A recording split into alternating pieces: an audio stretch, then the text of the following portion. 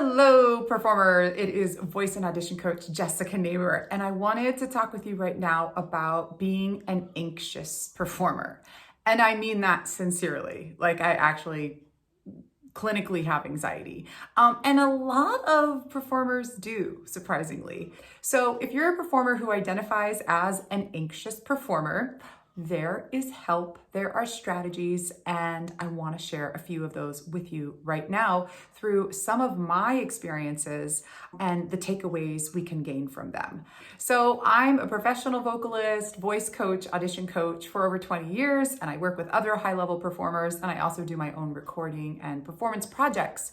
And throughout all of it, I have always run anxious. Now, fortunately, by now I have an incredible, support for my anxiety, and I have it, mostly under control. It still flares up when I perform. I still have to manage it and I still have to live with it.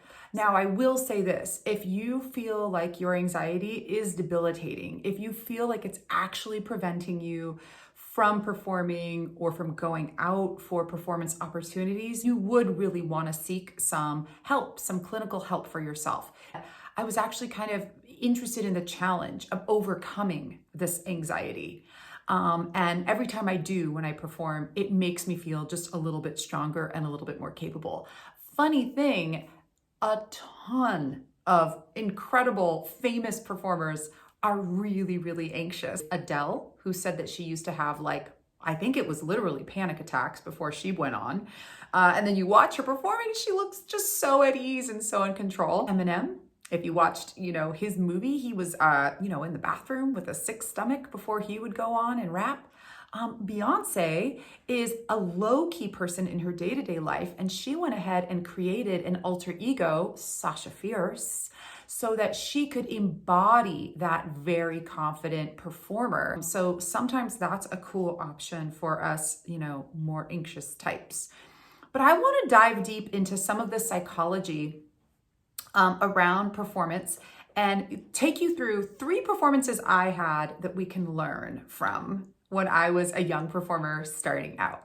So the first performance I'm going to bring up is one that still makes me cringe to this day. And this is when I was part of a big group, a big band. We were called Wonderland, and we did Stevie Wonder covers. So we, did these really fun harmonies. We had a horn section, and we played some places. We here in the Bay Area were performing at places like the Black and White Ball, and we, did some clubs that I remember we played at Slim's, and we were playing at a club, and the name of that club right now escapes me, but I'll never forget that night I was extra anxious. So we had 2 sets, and we went on set 1, and I was singing my songs, and I kept looking out at the audience, and I was convinced that they were looking at me and giving me bad vibes and judging me. So there's nothing like being on stage to realize that what you're working out with your audience, 9 out of 10 times is something that you're dealing with inside yourself. You're going to see what you're feeling. Now, sure, there's exceptions. Like if someone's chucking vegetables at you or whatever, yeah, then that sucks. In this instance though, it turns out I was projecting. And I know this to be true because at our break, we went backstage, and I remember I was kind of complaining to another one of the singers. I was like, "Gosh, this crowd they're weird. They're uptight. They're not liking us." And I remember that this performer turned to me and was like, "I feel okay up there. They're having a good time, but I noticed you seemed a little off yourself." And, in that moment, I kind of had that aha of oh, it's not them, it's me. And fortunately, I was just able to kind of pivot that, try to take a new, outlook. And I went out there that second half and I enjoyed myself.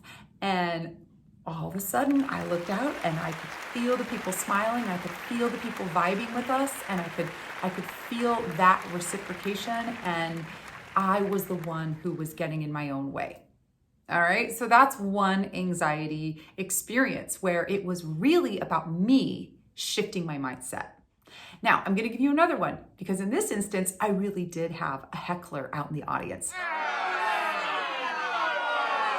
And for someone who's anxious, that can be terrifying. So I was part of this jazz group. A really great piano player, jazz player friend of mine, hired me to be the jazz singer. And we were at one of these really like fancy private clubs in San Francisco. We had to get all dressed up. It was very elegant.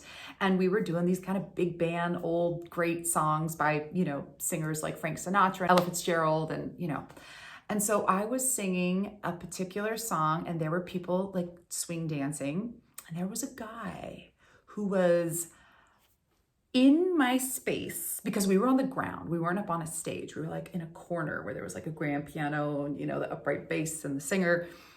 So this guy, even though he had this whole dance floor, kept coming really close to the band, and he kept singing along with the lyrics that I was singing, but he was like aggressively pointing and like singing over my singing. And I don't know what was going on. I think he was like a very frustrated performer himself who just like, or maybe that was his jam and he just, needed to do that. And in that moment, I had like two quick reactions. One was to either be like really assertive. The other was to totally back down. And instead, I just like held this sort of like mental boundary for myself. And I just sang my heart out. I just looked out past him. I didn't pay him any mind. I did not want to fuel that fire. I sang to everyone else in the room.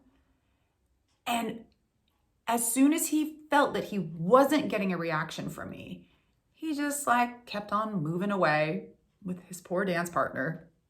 And we got to finish the song in peace and move on and, have a decent night. Whew, that was an intense. I can still vividly remember to this day, this guy like up in my face, right? And then the third performance experience was, to me, one of my most meaningful and memorable ones. And it's what I hold on to whenever I get my most nervous, to remind myself of why it is that I love to sing and perform and make music and communicate with people, because it can change lives. It truly can. I know it changes us performers, but it also can change the listeners and everyone involved. So this was another show in San Francisco. This was at this really beautiful French bistro where they would have lots of jazz musicians. And it was a night where we were singing different standards, and I sang As Time Goes By from Casablanca. And I was singing this song, and it's beautiful. You must remember this, a kiss is still a kiss. And I was getting all into it. And I'm looking out around the restaurant, and I see this couple, and they're at their booth, and they're both sitting there with their heads tucked down and like their hands like holding each other. And I'm like so distracted. I'm like, what the hoo-ha is going on? What is happening? And I get a little, like the guy pointing at me, kind of thrown out of my own song. And yet, fortunately, I just kind of decided to kind of look onward and tune that out at that moment and get back into my song and sing it. And I remember just thinking, wow, that was weird. What was going on with those people? And I think it was like a thing where I was almost personalizing it. Like, what's going on? They don't like me. There's something going on there, right? It's like that worry worm of anxiety can just kick in and just personalize things so quickly. Well, when we were done with our set, the same couple came up to me, and I'll never forget that the wife came up and she said, thank you so much for singing that song. That is our song, our love song for each other. My husband just heard of some really devastating health news, and we're just having that sink in. And it's so weird because we were just walking down this alleyway and we just kind of came in here and we sat down and you sang that song. And we just felt like that was meant to be. And we want to tell you how much we needed to hear that song in that moment. Right here. To this day, I think of that. And what hit me was that was a moment where I was of service to them, the band, myself, the setting. This whole beautiful serendipity came together where they needed to hear this song to process something, and that we were able to provide that for them. And so when I think about anxiety, what helps me the most is to try to get a little bit out of my own head and worry and think about sort of the higher purpose, the higher cause about what it is that I'm doing and why I'm doing that, and try to not get as distracted by the things going on all around me that could throw me off my game. But to stay very centered and very focused in your purpose, in your passion, in your intention, in being clear that what you're going to put out there, you may likely get back. And if you are getting some bad juju from someone else, you do not have to take that on. And if you are moving somebody, that is a gift for them and for you and for everyone involved. And that is why we make music. So I hope this helps you as an anxious performer. If you're interested in this topic, I've got plenty of stories to share. I'd love to hear yours. I'd love to hear what maybe you feel like holds you back by being anxious, or what has served you.